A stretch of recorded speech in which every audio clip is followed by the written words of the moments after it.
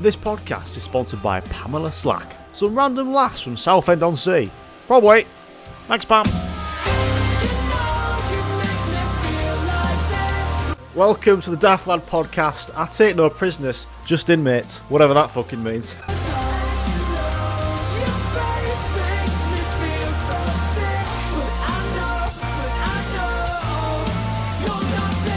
Daft. Welcome. I just need to address something. I'm going to put it out there. If you're watching the video, you can see what I'm doing, right? I've come to the conclusion that tattoos are just merch for the skin. Welcome everyone to Season 5. No, Season 2 of episode... What the fuck? Season 2 of episode 5. Does that make sense? Season of. Also, you know how you say the word of, O-F? It sounds like O-V, doesn't it? It's not of, it's O-V, so you should spell it like O-V, of. What a cluckety fucking mindy mind fuck that is, isn't it? Here's one for you. Guacamole on your nachos. Big yes or big no? For me, big no. I'm not having tree shit on me fucking nachos. For me, guacamole tastes like mouldy Sensodyne toothpaste with blended garden. Just whatever you get in anyone's garden, blend it up and put a bit of mouldy Sensodyne toothpaste. Does toothpaste go out of date? I'm surprised in zombie films they don't have more toothpaste knocking about, because you try ration it, but surely that lasts forever. Locking a door makes a door extend the wall beside the door. So the door becomes a wall. I rest my suitcase. On this conveyor of banter. How many coats of paint would you need on a wall to make the wall thicker? You know, like if you just keep painting it, let it dry, eventually it's going to come stick out a bit more than the actual wall it was at the default size. Would it come out by like a couple of mil, an inch? How many layers of paint do you think? Let us know. Like how many layers of paint are we saying? I'm going for like at least 1,000. You know, paint dry, 1,000 times. It'll come out by half an inch. Bit of daft start on it. This is one of my favourite episodes I think so far, and it's not even finished it. I don't even know what's coming. Yeah, let's play some tunes.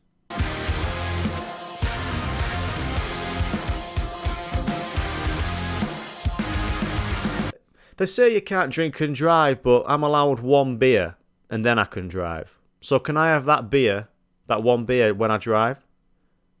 Do you ever breathe through your nose and then every now and then a sound comes out of your nose? It sounds like a distant car horn. And it shits you right up because you think the first time you breathe out and you hear the car noise, you're like, I think that was just a car outside.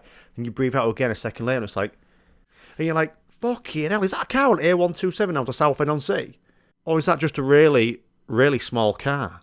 Because at first, the last thing you think, that's my nose, that noise.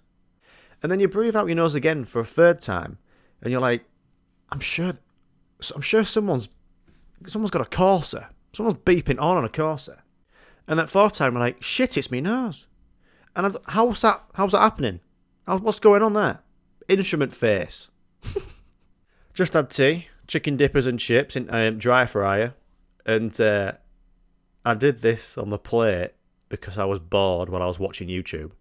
I got 2 chicken dippers, right, and 1 chicken bite. You know the shape of a chicken dipper. Looks like a pinball flicker. You know that game, Pinball Wizard, whatever it's called? And then the chicken bite's the ball. Yeah?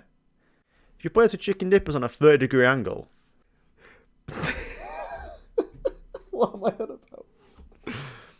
If you place the chicken dippers on a 30-degree angle, right, on the plate, thinner end towards middle, put the chicken bite in the middle, put maybe a TV remote underneath the plate so it's on a little slant, you got your own pinball wizard machine with chicken dippers. Chicken wizard. And someone's going to steal that idea and make it, and it's going to be on one of those shitty adverts on unskippable ads on YouTube or like a Temple Run game or something. Ow. Yeah, that's banter. Let's have some tunes.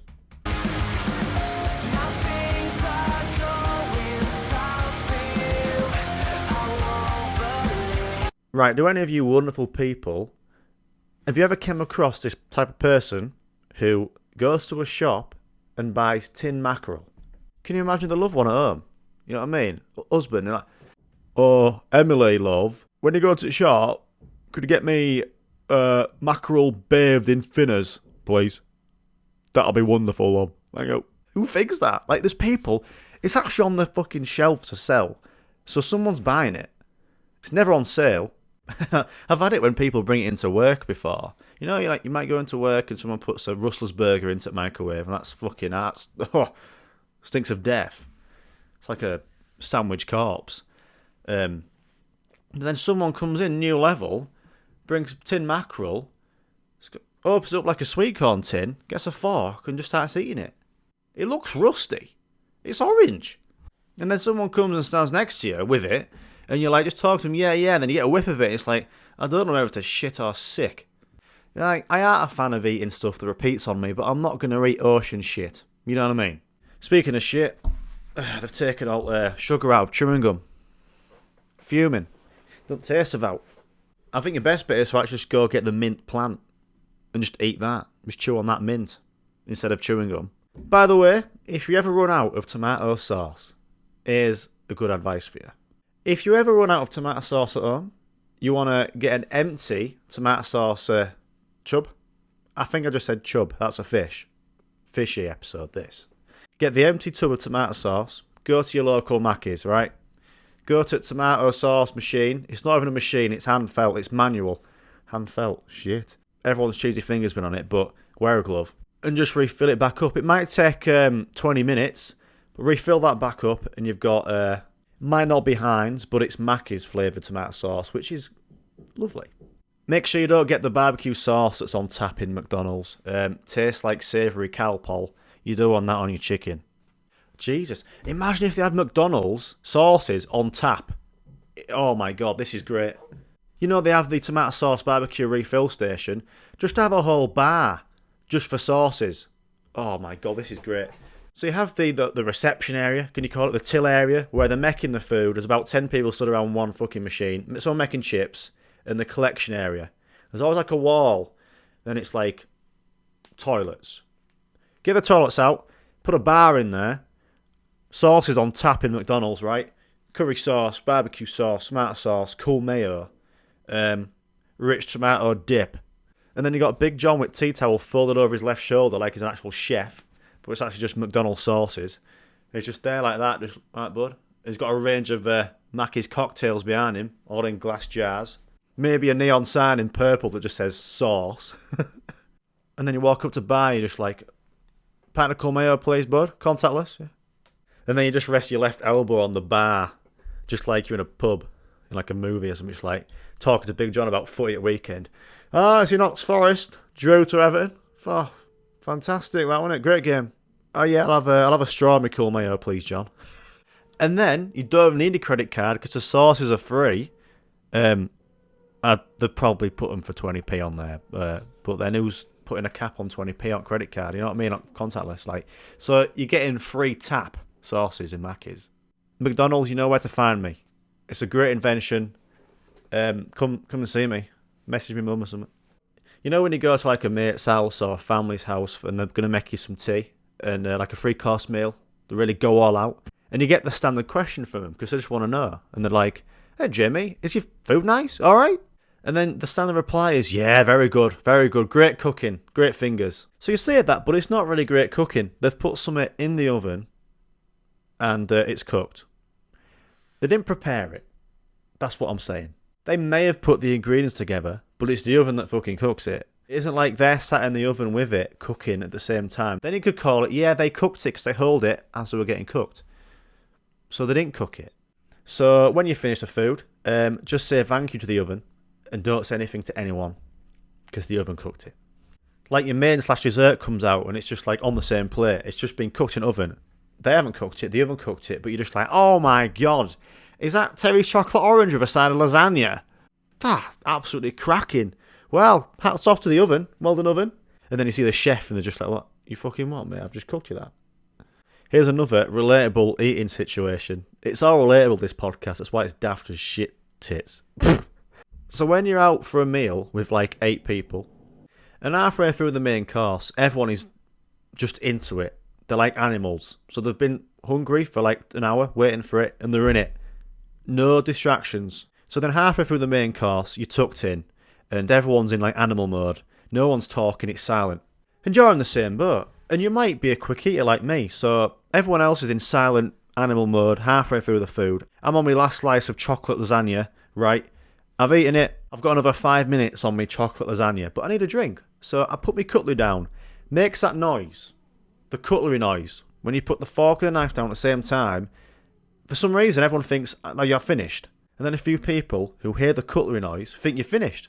So they're halfway through their fucking lasagna, turn their head slowly, looking like a zombie that's just clocked you really slowly with like guts coming out of its mouth, but it's just lasagna pasta. And they just look at you in the most patronising face ever expression, but they don't say out, but the face says, "Oh my god, are you fucking full? It's a waste of money that, you idiot." And I'm sipping on my Coca-Cola just going like, "Shut the fuck up, I'm not finished yet." I'm joking, I just need a drink. It might happen to all of you, but that is a thing, innit? If you're halfway through your food, put your fork and knife down, it makes that noise to symbol, "I've finished." And everyone looks like, "Oh, how have you eaten all that, you fat bastard?" I'm just having a drink. So I've realised that nowadays everyone's got a dog. There's more people with dogs without dogs. But dogs are great, so GG's. But I've also realised there's a shit ton of babies in prams going out for walks. Obviously there's someone pushing them. They aren't just going out and it's like a dodger that's gone loose. I don't know what it's like. Why do babies need a walk? They aren't even walking, they're sat down. Are the dogs? So when dogs go out for a walk, they might bark at the owners. Imagine if babies started barking.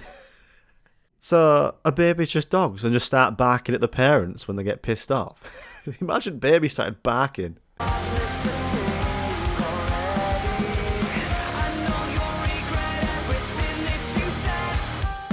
Here's a little story coming, I don't know, maybe 3/4 through this episode, maybe 73%. All the tunes, I think I might have said this in the last episode, all the songs are little snippets of music in the Daft Lad podcast that you hear is my band Foxhorns, right? We got asked to support Lonely the Brave last year at the Key Club in Leeds. It's always a big thing for us, that. It's like a go-to spot for any band that comes to Leeds from abroad. Unreal, right? We played an epic set, unreal. We were on like first or second, I think. And then we were just like chatting at merch after, on a high. And then this dude comes up to me, looks about maybe 40 or something. And he said, "Hey there, mate. Could I have a selfie, please?" And I was like, yeah, sure. This is the first time anyone's asked me for like a selfie. It's always a singer. I always like to just chat to people at merch. And you get to sign a few things. But it's always a singer because, you know, the singer's the main character, isn't he? It's like he's Rick Grimes and I'm Laurie. Anyway, and this guy says, "Hey mate, can I have a selfie, mate?" And I says, "Yeah, sure." And he goes, "Well, it isn't because I like your band. It's because you look exactly like my son. And I want to get a picture of you and I can send it to my son." He was like, "Mate, you're spitting image." And I was like, "Yeah, of course, that'll be class. Daft as fuck, mate." So then we took this selfie and he sent it to his son. And then he showed me a picture of his son and I was like, "Yeah, I do, don't I?" Look, nothing like him. Nothing like him. He looked more like Laurie than me. When he first said it, I was like, "Oh, this is so nice. Like, it's nice to have someone come up and say, 'Can I have a selfie?' Because they might have enjoyed my drumming, might have enjoyed the band, the songs." But no, he just wanted a selfie for his son Paul, because I didn't look anything like him, but apparently I did. But that's funny, innit? That's a daft story. It had to be on the podcast, innit? When I told the rest of my band, they were just like, "No way, you got a selfie with someone." And then I said the story, and they were like, that's just so you, that, Jim." And then Nick, our bassist, who has the best sense of humour in the world, he says, "Maybe that was your actual dad, and Paul's your twin, and maybe my last name isn't what it is right now. Maybe it's the surname of the guy who I got the selfie with, and his last name is called Mott. And you've been separated from birth, and your actual name is Drool Mott." That's what he said to me. I was pissing myself. Drool Mott. Who comes up with that? So we went on tour as well last November. I've got a funny story. Played Leicester, Peterborough, hometown show in York, and then played Camden. So on the way to our hometown show in York, I had the whole kit in the back. I can just about get my drum kit into the Corsair. Didn't want to go on the main motorway from our town to York. Takes 30 minutes. It might be a bit busy, so I thought I'd go the back roads where, you know, quite thin road. There's no line in the middle of the road, and it's always just full of like animals and stuff, right? So I was going 55 down the country road, And all of a sudden on this little bit of hill, this pheasant, literally, just runs out. He could have ran out 5 seconds before, 5 seconds after, but of course, he ran out as I was going 50, I don't know, from like me to the back of this room. And because I was going 50, it made the biggest bang. So I was driving with all the drum kit in the back. I braked as well after I hit it. Doof! Made the whole car shake. And for like a few seconds I was like, what the hell was that? I think I just hit the pheasant, obviously. And then for like maybe 20 seconds after, I was just shook up. I was just like, oh God, I need to tell someone. Maybe I need to tell the lads in the band, I've just hit a pheasant. I'm hoping I can get there, kind of thing. And then a few seconds later, I was just like, what's that in my bonnet? And I could see, I was going 50. The wind was just blowing this pheasant wing up and down. And I was like, shit, it's caught in front of the bonnet. You could just see it. It was just blowing in the wind. I had another 20 minutes to drive to get into York. I had to go through the centre of York on a Friday evening. Traffic lights. So I was coming up to traffic lights, stopping. I was the first one to the traffic lights. About 20 people walked over when it went green. And I'm sure, literally, people looked, they're like double taped. I'm just like, he's got a pheasant on his car. And I was just there trying to slouch down in my seat, just like, shit, this is fucking embarrassing. So I was driving through centre of York for about 10 minutes with a dead pheasant in my bonnet. And it was the whole pheasant still there. It was like, it was dead, which is sad, but it isn't my fault for inventing cars. I'm just going to blame someone else. So I got to the venue, messaged the lads, and I didn't want to open the bonnet because I didn't want to see if it had any damage, and also what was the state. I was scared of just going to be full of blood, like a Walking Dead scene. So the lads got there, and they were absolutely pissing themselves. They were like, what the fuck? Looked to the front of my car, we opened the bonnet, and the whole thing was there. I know this is an awful story, sorry, but it's random, innit? This would happen to me as well. So it was dead, sadly, and the whole of it was just somehow got stuck between the little gap between the bonnet and where it clicks in. Mental. So yeah, I got Tom, the guitarist, to kick it off. There could be still a dead pheasant in that car park of the Fulford Arms. I'm sorry, I didn't know what to do. We had to get out of there. There was curfew. And great band name, Dead Pheasant. And I said to the lads, why don't we bring Dead Pheasant into venue for Encore? Put some merch on him, throw it out into the crowd. I was joking, right? Move on. And then another tall story, sent it down to Peterborough, and one of our new fans, really kind, was stood at merch. Bought merch, which is like amazing. It was just so nice to have, someone wait for us. They made the coolest thing for us. They made each band member a personalised, homemade Christmas bauble and Christmas card. So you got your little Christmas card with the fox on, logo on, little message inside, and then we all got a bauble. In mine was like a little drum kit homemade with the fox on logo on. Guitarist and bassist got like a little guitar, I think it was. And then the singer, which was unreal, got a really big bauble. And because, we're called foxhorns, maybe they couldn't be asked to make a microphone. So they just put a stuffed fox toy in there, which was funny. So that was mint. And then a few days after, we went down to Camden, the last show of tour. 5 hours drive from York for us. Our first show in London. Sent it down there. We had a few hours to kill before we played. So I think we played at the place called Fiddler's Elbow. Cool little venue. A few minutes walk away from Roundhouse in Camden. Went to Camden Market for the first time, which was cool. And I went to this stall and got a funky hot dog. I think Nick got some chips, but they were like small chips, but they were the size of like a washing up bowl. Jesus Christ, so much going on there. And then we went back to the venue. We all had a beer, and we were like, right, lads, let's just go for it. Because there was like maybe a few locals in. It happens sometimes. You play to like no one. You play to 5 people. You might play to the other bands, but you just go out there and just play like it's your last show ever, because you don't know who's watching, and the main thing is you're having fun. So we went up. We had a 30-minute set. First 3 songs, a few technical difficulties. Then we got to the 4th song in our set, a song called Ghost, and it always gets people going because it's got words in it and it's got a little breakdown, people clapping along, you get people involved. And then halfway through the song, just before the actual breakdown started, about 20 people just came in out of nowhere. Someone with like a panda outfit on or something, And they just started going mental for it. And we were like, the last 3 songs were unreal because there was just, everyone was going mental, clapping. There was like 30 people there instead of like 2. And when that happens, it's amazing. It's like, oh, it was worth the trip, like, you know what I mean? So that's a few end of the episode tour stories. If you want to check us out on Spotify, YouTube, Apple Music, just search Foxhorn. New EP just dropped. Our second EP. We've got like, I don't know, 15 songs out now. Come and see us on tour. By the time this is out, I'm sure we'll have more shows out there for the UK. Maybe playing up north, Newcastle, round Leeds area, Manchester. Hopefully go back down to London, play St Albans, Camden, that kind of thing. And if you want to come and say hi to us at merch. You don't have to buy anything. If you want to, that's totally cool, unreal. But if you want to come and just speak to me about the podcast or about the tunes, always up for a daft laugh. It's always nice to speak to cool people. Well, that's it for episode 5, people, of series 2. I think we're about halfway through this series. And just want to say thanks for listening. Thanks for even thinking about putting this podcast on. Even if you put it on for 5 minutes, that's cool. It's just a bit of fun. Daft laugh. You can watch the whole podcast. You can see me talking right now on YouTube. Type in JustGamingFella or like the episode name. It'll come up on YouTube. And you can watch it. You can see my big Swede, as I like to call it. I best head off. Ice cream van's outside. Off for a rum and raisin flavoured ice cream because I am a fucking Doyle. See you later, everyone.